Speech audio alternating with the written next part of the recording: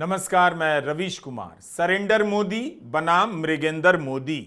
राहुल गांधी ने सरेंडर कहा तो बीजेपी मृगेंद्र कह रही है। सही शब्द मृगेंद्र है, जिसका मतलब शेर होता है। राहुल गांधी ने प्रधानमंत्री को सरेंडर मोदी कह दिया। बीजेपी कह रही है यह सेना के पराक्रम का अपमान है, देश का अपमान है। बीजेपी के नेता सुधांशु त्रिवेदी के जवाब में अब कांग्रेस के पवन खेड़ा कहते हैं कि भारत का नाम नरेंद्र मोदी नहीं है। नरेंद्र मोदी की आलोचना भारत की आलोचना नहीं है। भारत का नाम आर्यावर्त है, जम्बू द्वीप है, हिंदुस्तान है, भारत है और इंडिया है। इसलिए प्रधानमंत्री पर सवाल करना केवल प्रधानमंत्री से सवाल करना है, भारत से सवाल करना नहीं है, देश का अपमान नहीं। यह पोस्टर कांग्रेस का बनाया हुआ है। इसमें ट्रंप फोन कर रहे हैं, नरेंद्र सरेंडर, और प्रधानमंत्री मोदी कह रहे हैं जी हुजूर। 10 मई के सीज फायर की घोषणा के बाद इस तरह के कई पोस्टर आए हैं जिनमें इंदिरा गांधी से तुलना की जा रही है। दिखाया जा रहा है कि इंदिरा गांधी ने सरेंडर नहीं किया। अमेरिका के दबाव के बाद भी पाकिस्तान के 2 टुकड़े कर दिए, लेकिन प्रधानमंत्री मोदी ने ट्रंप के फोन के आगे सरेंडर कर दिया। कांग्रेस के प्रवक्ता टीवी डिबेट में भी यही बात दोहरा रहे हैं। तो कुल मिलाकर नरेंद्र और सरेंडर का मामला 25 दिनों से पब्लिक स्पेस में है। तो क्या बीजेपी इसलिए भड़क गई कि भोपाल में राहुल गांधी ने पार्टी के पोस्टर को ऑन रिकॉर्ड अपने भाषण का हिस्सा बना लिया? उधर से ट्रंप ने एक इशारा किया, फोन उठाया, कहा मोदी जी क्या कर रहे हो?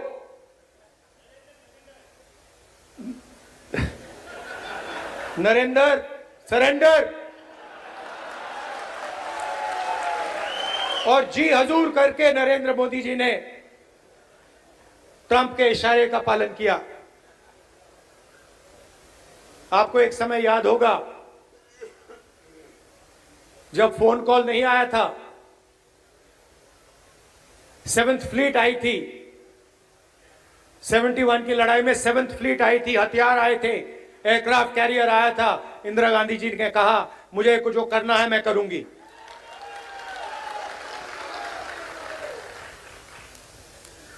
ये फर्क है,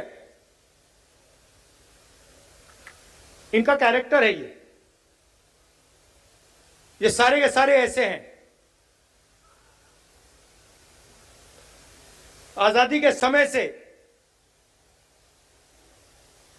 सरेंडर वाली चिट्ठी लिखने की आदत है। 1 सेकंड में थोड़ा सा दबाव पड़े, भैया ये लो।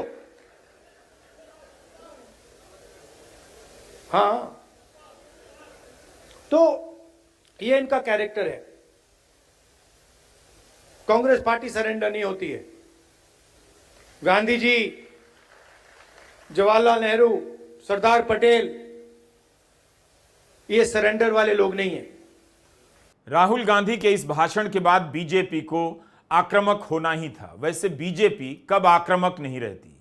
राज्यसभा के सांसद सुधांशु त्रिवेदी ट्वीट में लिखते हैं कि प्रधानमंत्री नरेंद्र मोदी पर आपत्तिजनक और ओछी टिप्पणी करके राहुल गांधी ने एक बार फिर यह साबित कर दिया, नेता प्रतिपक्ष जैसे गंभीर पद के लायक योग्यता और परिपक्वता उनके अंदर नहीं है। इस बयान में आपने नोट किया होगा कि सुधांशु त्रिवेदी इस बात पर अत्यधिक जोर देते हैं कि राहुल गांधी ने ऐसा बयान देकर साबित कर दिया कि नेता प्रतिपक्ष जैसे गंभीर पद के लायक नहीं है। ऑपरेशन सिंदूर के बाद से राहुल गांधी ने प्रधानमंत्री मोदी को पत्र लिखे हैं। 10 मई को लिखे पत्र में कहा है, आदरणीय प्रधानमंत्री, पहलगाम आतंकी हमले, ऑपरेशन सिंदूर और सीज फायर पर चर्चा के लिए संसद का सत्र बुलाइए। हम सभी इस मौके पर इजहार करना चाहते हैं कि आगे की चुनौतियों का सामना एकजुटता से करेंगे, लेकिन संसद का सत्र तो बुलाया नहीं गया। बीजेपी राहुल गांधी की आलोचना कर सकती है, लेकिन क्या वह वाकई नेता प्रतिपक्ष के पद को इतना गंभीर मानती है? तब तो उसे सबसे पहले प्रधानमंत्री मोदी से पूछना चाहिए कि आप नेता प्रतिपक्ष के लिखे पत्रों को गंभीरता से क्यों नहीं लेते हैं, संसद का विशेष सत्र क्यों नहीं बुलाते हैं। अब सवाल है कि प्रधानमंत्री मोदी के सरेंडर करने की बात क्या सेना का अपमान है? सेना तो पराक्रम दिखा ही रही थी। सीज फायर का फैसला क्या सेना का था या प्रधानमंत्री मोदी का? अगर सीज फायर का फैसला प्रधानमंत्री मोदी का था तो यह आलोचना यानी सरेंडर मोदी की आलोचना केवल प्रधानमंत्री मोदी की है, सेना की कैसे हो सकती है? सुधांशु त्रिवेदी राहुल गांधी के भाषण के जवाब में कहते हैं कि सेना के शौर्य और पराक्रम का अपमान किया गया है। मित्रों, यह विषय सिर्फ उनकी अपरिपक्वता का नहीं है, विषय उससे कहीं गंभीर है। राहुल गांधी जी ने जिस प्रकार से हमारी सेना के द्वारा दिखाए गए अप्रतिम शौर्य और सेना के अधिकारियों द्वारा, जिसमें director general military operation, director general air operation, director general navy operations थे, उन्होंने जिस तरीके से ऑपरेशन सिंदूर की सफलता का विवरण दिया है, उसको सरेंडर से तुलना करना यह दर्शाता है कि यह मानसिकता कितनी रोगी और कितनी खतरनाक हो चुकी है। यह सवाल तो 10 मई से पूछा जा रहा था कि सीज फायर का फैसला दबाव में लिया गया है और किसके दबाव में लिया गया, क्योंकि एक नहीं अनेक बार अमेरिका के राष्ट्रपति ट्रंप कह चुके हैं, कहते ही जा रहे हैं, सीज फायर उन्होंने करवाया और वो भी ट्रेड बंद करने की धमकी देकर। इसीलिए यह सवाल जनता पूछ रही है कि सीज फायर का फैसला किसका था? अगर ट्रंप के दबाव में लिया गया तो क्या यह उनके सामने सरेंडर करना नहीं था? प्रधानमंत्री मोदी चुप ही रहते हैं, ट्रंप के किसी बयान का उन्होंने जवाब तक नहीं दिया, जबकि दुनिया के कई प्रधानमंत्री या राष्ट्रपति ट्रंप के बयानों का तुरंत जवाब देते हैं। एक बार में निर्णय हो जाता कश्मीर का भी, पाकिस्तान घुटनों पर था, घुटनों से भी आगे हो जाता और ज्यादा पूरा नतमस्तक हो जाता, लेकिन फोन आ गया। और साहब को जब वहां से फोन आ जाए तो आप समझ सकते हैं कि हम तो वो सोच रहे हैं कि उनकी बॉडी लैंग्वेज, क्योंकि आजकल सोशल मीडिया पे बॉडी लैंग्वेज एक्सपर्ट्स भी बहुत हैं, उस वक्त बॉडी लैंग्वेज क्या रही होगी जब डोनाल्ड ट्रंप का फोन आया हो। पिछले 22 दिनों में अमेरिकी राष्ट्रपति 11-12 बार, अब तो हमने गिनना बंद कर दिया, लेकिन 11 बार से भी ऊपर, 1 दर्जन समझ लीजिए बार कह चुके हैं कि मैंने व्यापार की धमकी देकर सीज फायर करवाया। ये नहीं बोला उन्होंने कि मैंने प्यार से बोला, प्यार की भाषा इस्तेमाल की, व्यापार की भाषा इस्तेमाल की। मोदी जी का किसी ने अगर जवाब सुना हो तो बता दीजिए। कहीं कहीं आपने, आजकल तो बड़ा रोड शो कर रहे हैं, अपनी नसें दिखाते हुए सिंदूर सिंदूर सिंदूर, कहीं आपको दिखा हो नरेंद्र मोदी ने कहीं जवाब दिया हो डोनाल्ड ट्रंप को? बीजेपी सरेंडर मोदी कहे जाने की आलोचना कर रही है, कह रही है कि सरेंडर की बात करना सेना का अपमान करना है, लेकिन खुद सुधांशु त्रिवेदी क्या कर रहे हैं? 1947 से लेकर 1971 की घटनाओं को गिन गिन कर बता रहे हैं कब कब सरेंडर किया गया। सुधांशु त्रिवेदी के आरोपों से साफ नहीं हो रहा, बल्कि अंतर्विरोध झलकता है कि 1947 से 71 के बीच सरकार सरेंडर करती थी, अब 2025 में सरकार सरेंडर नहीं करती। यह कैसे हो सकता है? नेहरू सरेंडर कर सकते हैं तो मोदी सरेंडर नहीं कर सकते। नेहरू के लिए सरेंडर कहने पर सेना का अपमान नहीं होता है, प्रधानमंत्री मोदी को सरेंडर मोदी कहने पर सेना का अपमान कैसे हो जाता है? तो राहुल गांधी जी, आप, आपकी पार्टी और आपके खानदान के कारनामे आजाद हिंदुस्तान के कैलेंडरों में सरेंडर से भरे पड़े हैं। और जहां तक हमारे प्रधानमंत्री जी की बात है, बहुत साफ कह देना चाहता हूं, राहुल गांधी जी किसी के आगे सरेंडर कर दें, कांग्रेस ने किया होगा, मगर भारत किसी के आगे सरेंडर नहीं हो सकता। हम विश्व की एकमात्र ऐसी सभ्यता है जो हजारों सालों के आक्रमण के बाद भी आज जीवंत हैं, जिसे आप मानने को तैयार नहीं। हमारे प्रधानमंत्री श्री नरेंद्र मोदी भारत माता के उस शेर की तरह हैं। आपको पता होगा, एक संस्कृत का वाक्य है, नाभिषेको न संस्कारो सिंहस्य क्रियते मृगा विक्रमार्जित राजस्व स्वयं एवं मृगेंद्र था। मृगेंद्र शेर के लिए होता है और उसके अंदर स्वयं वो क्षमता होती है। ये रैलियों का प्रेम चोपड़ा, हम ये पूछते हैं इनसे कि भाई रैलियों का प्रेम चोपड़ा डोनाल्ड ट्रंप के आगे क्यों रो पड़ा, क्यों नहीं जवाब देते? चलिए, डोनाल्ड ट्रंप को देने की हिम्मत नहीं है, हम सब आपसे सवाल पूछ रहे हैं, नहीं जवाब देंगे। सवाल पूछने वाला पाकिस्तान की भाषा में बात कर रहा है। सवाल पूछने वाला विपक्ष इस देश के टैक्स पेयर की बिहाफ पे, उसकी तरफ से, उसके मन की बात आप तक पहुंचा रहा है। यह सवाल इस देश के टैक्स पेयर के मन में है, जो आपके सैकड़ों विदेशी दौरों का पैसा देता है, जो हथियार जो आप खरीदते हैं उसका पैसा देता है।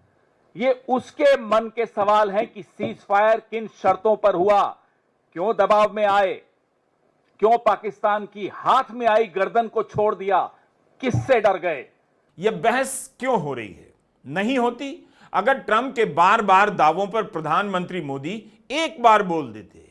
मोदी सरकार की विदेश नीति, उसके पास एक ऐसा कार्ड था जिसके जवाब में विपक्ष के पास कोई कार्ड नहीं होता था। बीजेपी को हमेशा लगा कि मोदी सरकार की विदेश नीति को लेकर कांग्रेस के पास कोई कार्ड नहीं है।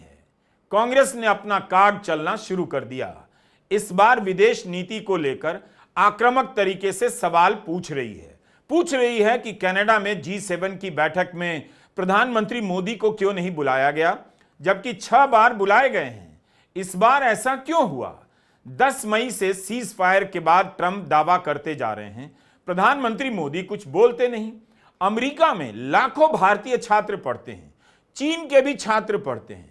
चीन अपने छात्रों के पक्ष में बोल रहा है, उनकी चिंताओं को व्यक्त कर रहा है। भारत क्यों चुप है? ट्रंप के सामने चुप्पी क्यों है? जयराम रमेश का यह सवाल है। सबसे बड़ी आलोचना यह है कि पहलगाम हमले के बाद पाकिस्तान को आतंकी देश के रूप में स्थापित करने में भारत की नीति कामयाब नजर क्यों नहीं आती? तुर्की, ईरान और चीन उसके पक्ष में बयान दे रहे हैं, तो भारत क्या कर रहा है? अब विदेश नीति, सरेंडर नीति, देश के अंदर सारी नीतियां ट्रोल्स चलाते हैं और देश के बाहर की जो नीतियां सरकार में जो बनाई जा रही हैं, वो एक व्यक्ति जो सरेंडर करके बैठा है वो चलाता है। बांग्लादेश पड़ोस में है, भारत की सीमा से 12 किलोमीटर दूर बांग्लादेश में एक पुराना खंडहर एयरबेस, अब उसको चीन अपग्रेड कर रहा है, मॉडर्नाइज कर रहा है, उसका रिपेयर कर रहा है, भारत की सीमा से 12 किलोमीटर दूर। ये अभी इसी हफ्ते की डेवलपमेंट, ये अभी 2-3 दिन पहले की खबर है। ये विदेश नीति आपकी है कि संकट की घड़ी में एक भी देश, मैं दोहराता हूं, एक भी देश आपकी सुर में सुर मिलाकर पाकिस्तान को आतंकी देश नहीं करार कर पाया। आप नहीं कर पाए। जब ऑपरेशन सिंदूर आपने लॉन्च किया, एक भी देश, मैं फिर दोहरा रहा हूं, एक भी देश आपके साथ नहीं खड़ा था। वहां तुर्की खड़ा था, चीन खड़ा था, अजरबैजान खड़ा था, लगातार प्रस्ताव आ रहे थे। ऑपरेशन सिंदूर के पश्चात कुवैत ने वीजा रेस्ट्रिक्शन हटा दी पाकिस्तान पर से। कुवैत में 21% आबादी भारतीयों की है। कुवैत का जो लेबर फोर्स है, श्रमिक जो हैं, 30% श्रमिक कुवैत के भारत के हैं। अब ऑपरेशन सिंदूर के बाद डोनाल्ड ट्रंप ने जब भारत और पाकिस्तान को हाइफनेट कर दिया, उसके बाद कुवैत और पाकिस्तान MOU साइन कर रहा है लेबर पे, श्रमिकों पे। ये हमारे यहां के श्रमिकों की हालत होने वाली है। यह है सरेंडर नीति। एशियन डेवलपमेंट बैंक पहले भी पाकिस्तान को लोन देता रहा है, लेकिन कांग्रेस का सवाल है कि पहलगाम हमले के बाद यह कैसी घेराबंदी है कि पाकिस्तान को अंतर्राष्ट्रीय मुद्रा कोष से लोन मिल गया। ADB के चेयरमैन प्रधानमंत्री मोदी से मिलकर गए और 2 दिन के बाद पाकिस्तान को हजारों करोड़ रुपए का लोन मिल गया।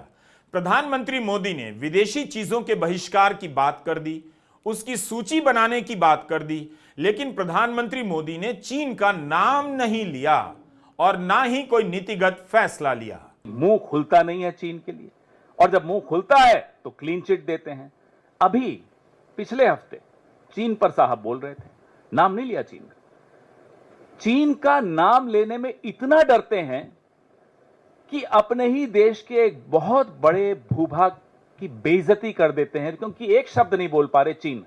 कहते हैं कि गणेश जी की आंखें छोटी होती हैं, खुल नहीं पाती। अरे साहब, इस देश का पूरा नॉर्थ ईस्ट में आंखें छोटी होती हैं, आप उन्हें चिढ़ा रहे हैं, आप उनका अपमान कर रहे हैं, गणेश जी का भी अपमान कर रहे हैं। बोलिए ना, चीन से बने हुए माल को नहीं लेना है। देश के प्रधानमंत्री की इतनी हिम्मत नहीं है कि चीन का नाम ले सके। कह रहे गणेश जी की आंखें छोटी होती हैं, खुलती नहीं है। अरे इसकी नौबत नहीं आती अगर संसद का विशेष सत्र बुला लिया जाता, वहां सारे सवालों के जवाब दिए जाते।